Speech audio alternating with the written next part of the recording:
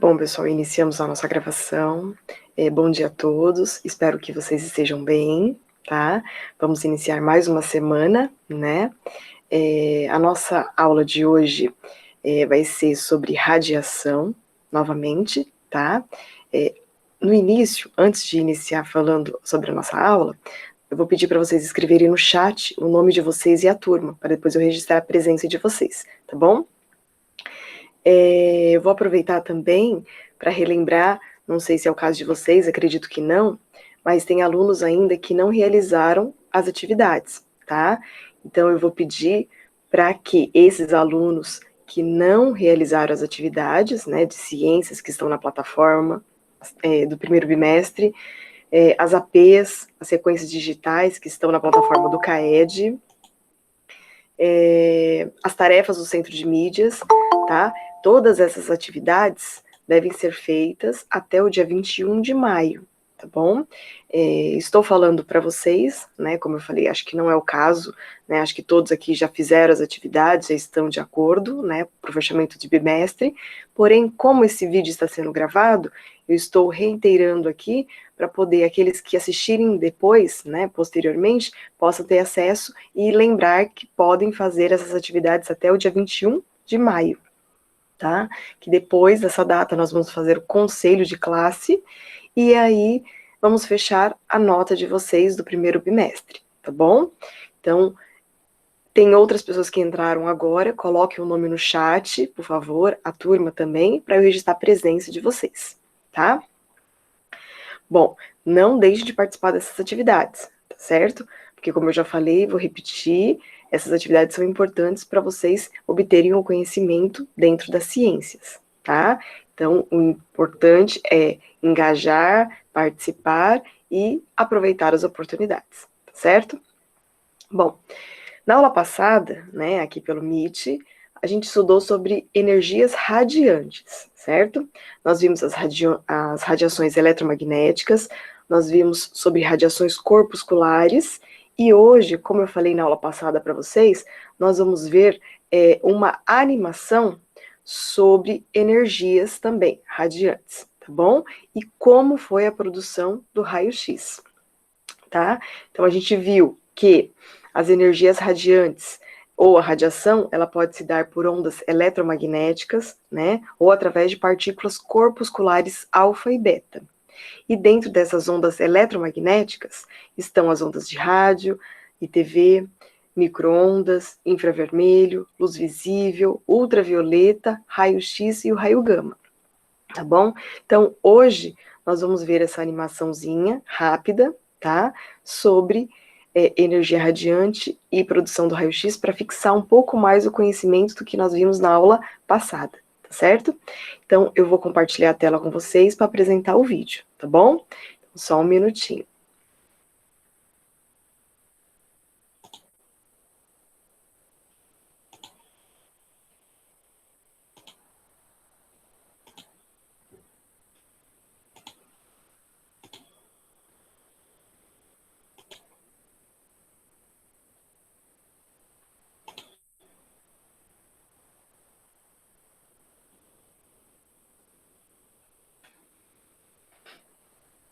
Estão vendo a tela já? Sim. Sim? Então eu vou iniciar, tá bom? Se vocês não escutarem o áudio, depois vocês me avisam, tá bom? Vou já reproduzir para vocês. Uma definição simples de radiação é que ela é energia em trânsito. Geralmente, ela é emitida por uma fonte e transmitida através do vácuo, do ar ou de meios materiais. Nós podemos ter a radiação na forma de partículas, como prótons alfa, nêutrons ou elétrons beta, ou na forma de ondas eletromagnéticas, como a luz visível, raio-x e raio gama. Geralmente, quando falamos de radiação como sendo algo perigoso, estamos nos referindo a um tipo específico de radiação, que é a radiação ionizante. A radiação ionizante é aquela que tem energia para ionizar os átomos. Isso significa que ela consegue arrancar os elétrons dos átomos. E podemos observar que quanto maior for o nível de radiação, maior vai ser a interação com esses átomos e maior vai ser a perda de elétrons do átomo.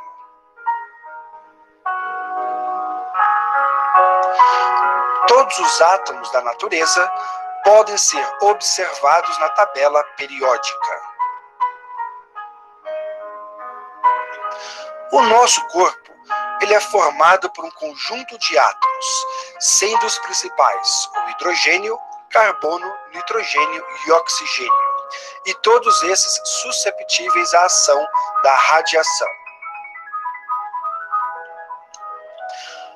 As principais radiações prejudiciais ao corpo é o raio-x, que é uma radiação artificial, e o raio gama. A radiação atômica, ela é proveniente de um átomo instável, e esse átomo pode produzir a partícula positiva alfa,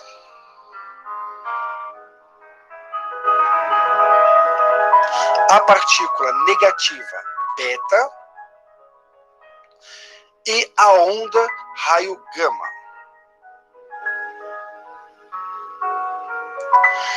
Em relação à penetrabilidade, a partícula alfa positiva é a menos penetrante, que atingiria nossa pele.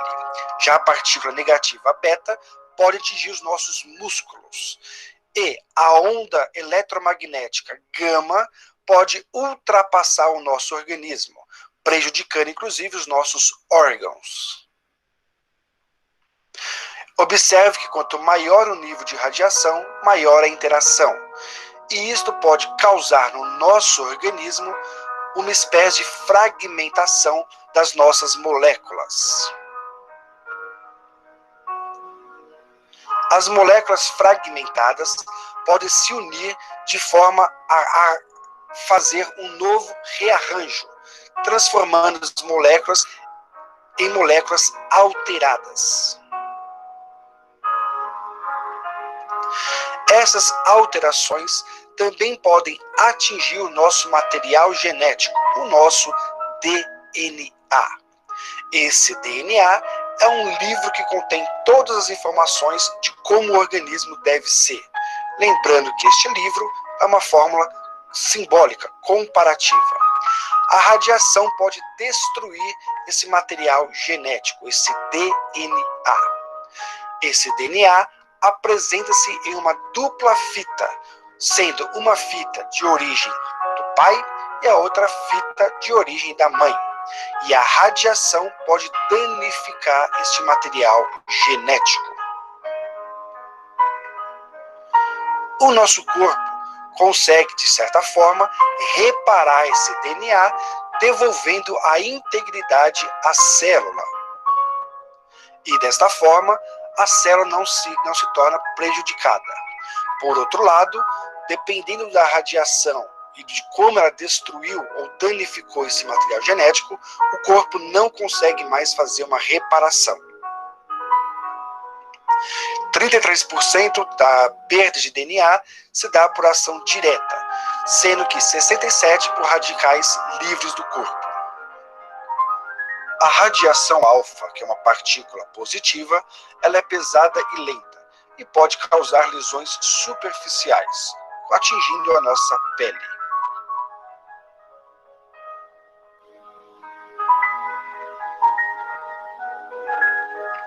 A radiação beta, que é uma partícula negativa, ela é leve e rápida e pode causar lesões musculares. As radiações ionizantes podem causar a morte celular.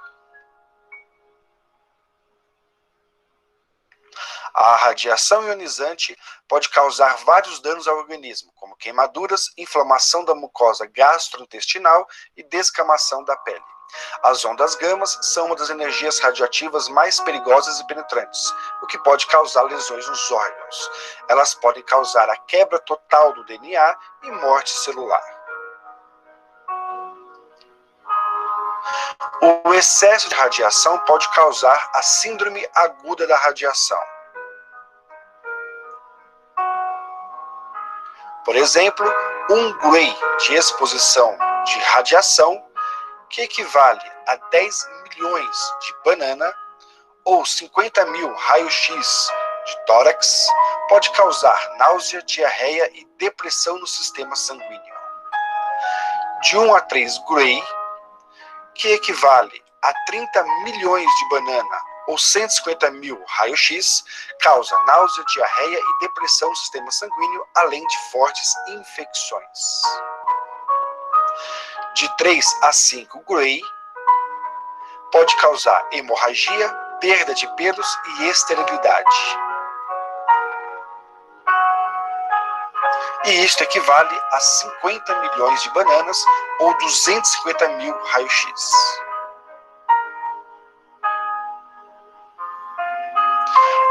Igual ou maior que 10 Gray, inflamações nos pulmões e danos no sistema nervoso e cardiovascular, levando o indivíduo à morte em poucos dias. E isto equivale a 500 mil raios-x de tórax, por exemplo.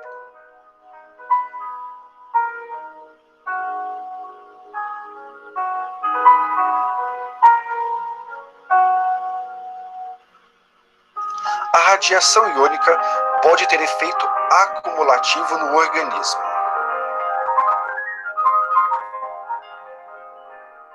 Desta forma, a radiação pode causar um dano direto ao organismo atingido, como pode se acumular no organismo atingido. Toda e qualquer forma de radiação pode ser prejudicial ao ser humano, mas tudo depende do tempo de exposição e da quantidade de radiação que o indivíduo receberá.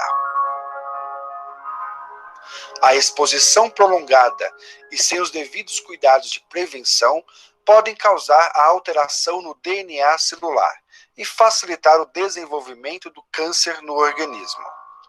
A leucemia, por exemplo, entre a sua exposição e detecção, pode demorar 8 anos. Como a radiação iônica tem um efeito acumulativo, em alguns casos as doenças radioativas podem não se manifestar no indivíduo em si, mas a radiação pode ser transmitida aos seus descendentes, e esses manifestarem os efeitos da radiação. Como funciona o raio-x? No dia 8 de novembro de 1895, o físico alemão Wilhelm Conrad Röntgen trabalhava na penumbra de seu laboratório, estudando um fenômeno de luminescência produzidos por raios catódicos emitidos por um tubo de Crookes. O experimento era relativamente simples. Um tubo de vidro fechado era preenchido com gás e aplicado uma pressão, e dentro dele tinha 2 eletrodos, um altamente energizado, que também é conhecido como cátodo, e outro pouco energizado, também conhecido como ânodo. Devido à diferença de potencial entre eles, os elétrons viajavam do cátodo para o ânodo, ionizando o gás dentro do tubo e provocando uma luminescência. Todo esse material foi envolvido por uma caixa com um filme negro, e próximo a essa caixa havia um pedaço de papel coberto com um composto químico chamado de platinocianeto de bário.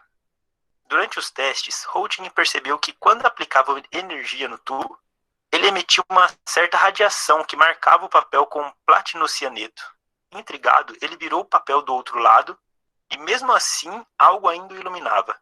Ao investigar mais sobre esse fenômeno, utilizou vários objetos e então percebeu que estava bem em frente a uma radiação estranha e altamente penetrante. E devido ao desconhecimento da comunidade científica sobre essa radiação, ele nomeou como raio-x. Semanas mais tarde, e após exaustivos testes, solicitou que sua mulher, Ana Berta, colocasse a mão entre um filme fotográfico e o tubo de onde os raios eram emitidos. Depois de alguns minutos, ele percebeu a imagem dos ossos da mão da mulher impressa no filme fotográfico. E essa foi a primeira radiografia realizada na história. 6 anos mais tarde, no ano de 1901, Röntgen ganhou o primeiro prêmio Nobel de Física pela descoberta do raio-x. Essa foi a origem da descoberta do raio-x. Agora vamos avançar um pouco e entender como os raios-x são gerados. Em um filamento de tungstênio, chamado de cátodo, é aplicada uma alta energia e então o material fica incandescente. E com o calor é liberado elétrons por um processo conhecido como emissão termoiônica.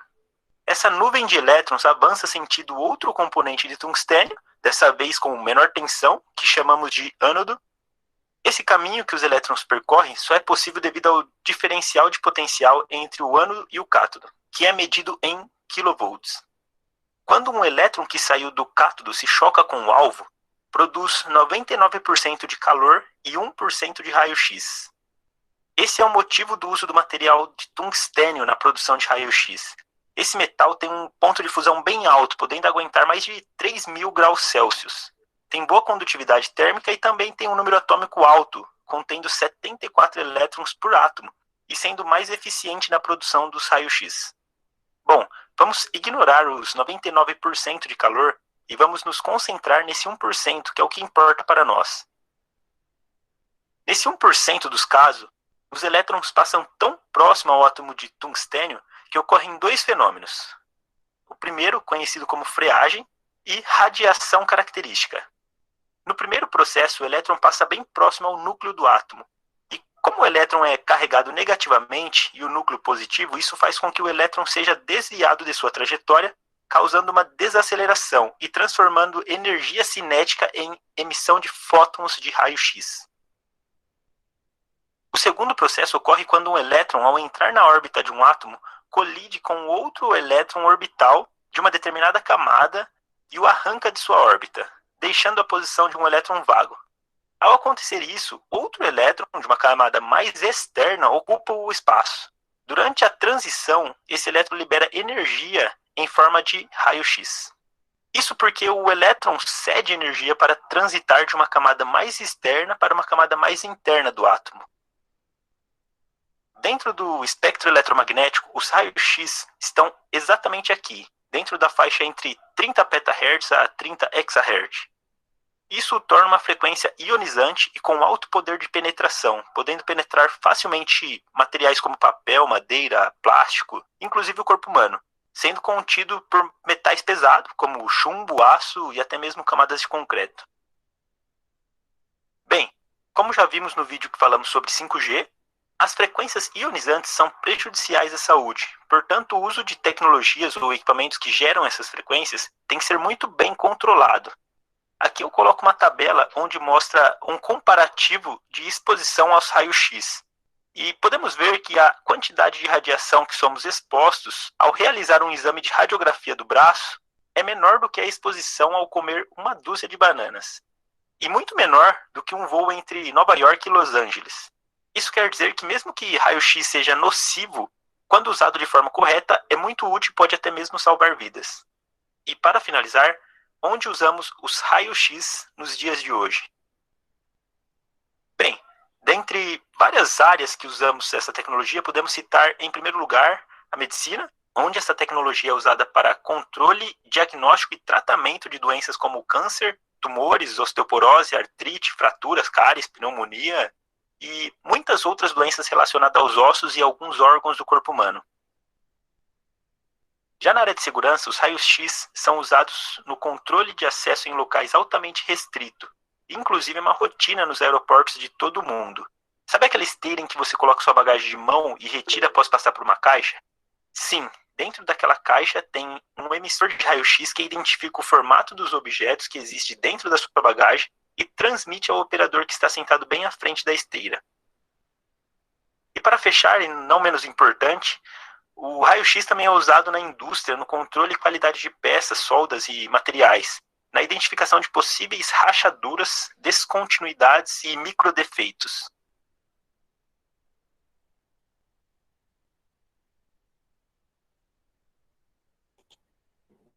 Bom, pessoal, vou parar a apresentação, tá bom?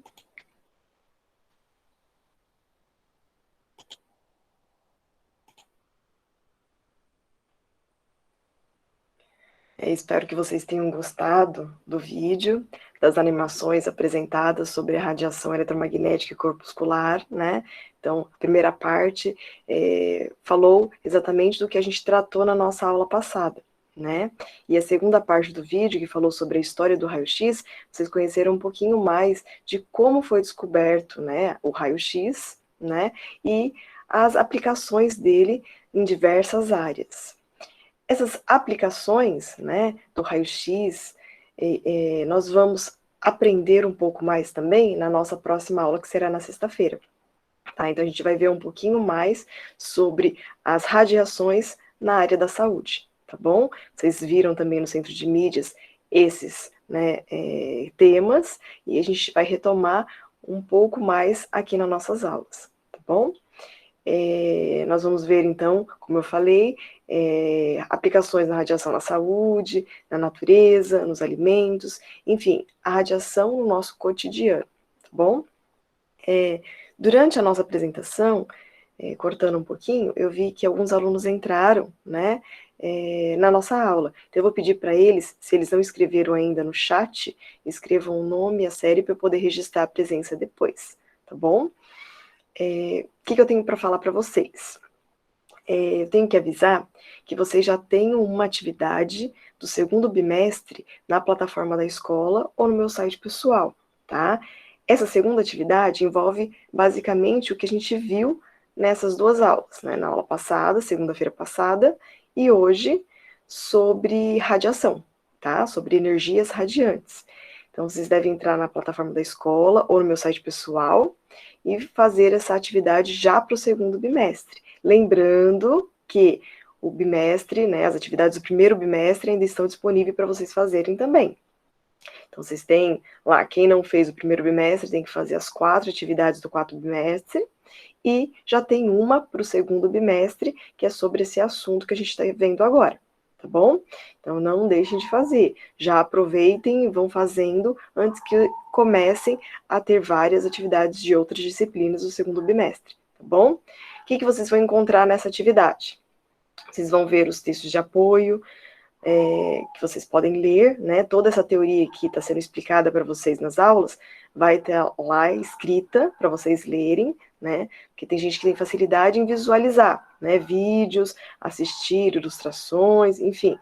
Mas lá tem textos para quem tem facilidade na leitura, né? E no entendimento através da leitura. Tem lá para vocês se apoiarem também e entenderem um pouco melhor sobre esse assunto, tá? Também tem a videoaula, então tem o vídeo também explicativo do texto, tá? E no final tem o roteiro, tem as questões que vocês devem ler e responder clicando nos itens certos, tá? No final vocês vão me enviar, como vocês fizeram já no primeiro bimestre, e quando vocês me enviam, vocês vão ter uma devolutiva da quantidade de acerto que vocês tiveram. Então, vocês verifiquem lá quanto vocês fizeram. Abaixo, se vocês descerem, né, rolarem a barrinha, vocês vão ver o feedback. O que é o feedback? Vão ver o que vocês acertaram e o que vocês erraram. Então, vocês podem anotar, podem visualizar esses acertos e esses erros e refazer a atividade. Então, pode refazer, como eu já falei várias vezes, pode refazer essa atividade quantas vezes vocês acharem necessário, tá? Para achar, ou melhor, para conseguir a pontuação mais alta, tá bom? Então, não tem problema em repetir, porque eu vou considerar sempre a nota maior, a pontuação maior, tá bom? Então, lendo, assistindo, fazendo e refazendo, vocês vão aprendendo cada vez mais, tá certo? Essa aula de hoje eu vou disponibilizar no YouTube e vou colocar no site pessoal também. Quem quiser voltar a assistir, vai estar lá no meu site pessoal, dentro da minhaescolaweb.com.br, para vocês assistirem novamente, tá bom? Eu espero que vocês tenham gostado da aula de hoje, tá? Se tiverem dúvidas, vocês podem me mandar por e-mail ou no WhatsApp, tá? Em particular, se preferirem, ou no grupo mesmo, porque aí se colocar no grupo pode ser dúvida de outra pessoa, eu já respondo, já serve para poder sanar a dúvida de vários, aí vocês veem qual a melhor forma, tá? De me mandar as dúvidas, mas leiam, anotem essas dúvidas, me mandem para poder não ter preocupações depois, tá? Antes de encerrar a aula de hoje, eu vou pedir que vocês acessem, né, às 14h30, o Centro de Mídias de hoje. Vocês vão ter uma outra aula de ciências, tá? Eles vão falar sobre ciências, tecnologia e saúde. Então, o Centro de Mídias vai transmitir mais uma vez aulas aí falando sobre, né, tecnologia, sobre a saúde, tá bom? Vocês devem responder também as atividades que eles estão pondo dentro da pranchetinha, lá no item, né, que é um desenho de uma pranchetinha, tá bom? E nessa semana, vamos ter aula também na sexta-feira, tá? Então, já vou marcar aqui com vocês, aula para sexta-feira, dia 14, se eu não me engano, vai ser às 7h30, se eu não me engano. Mas eu vou mandar mais para frente o comunicado no grupo geral nosso de estudo, para vocês terem ciência mesmo do horário, tá bom? Então, tivemos aula hoje, vamos ter aula sexta-feira também, tá? Eu agradeço a todos. Se quiserem se manifestar de alguma forma, tá aberto a vocês. Se não, eu vou encerrar a aula, tá? E vou pedir para vocês irem saindo para após eu encerrar a gravação, tá bom? Boa semana a todos e obrigada mais uma vez, tá bom? Até mais, pessoal. Tchau. Tchau, pessoal. Até mais.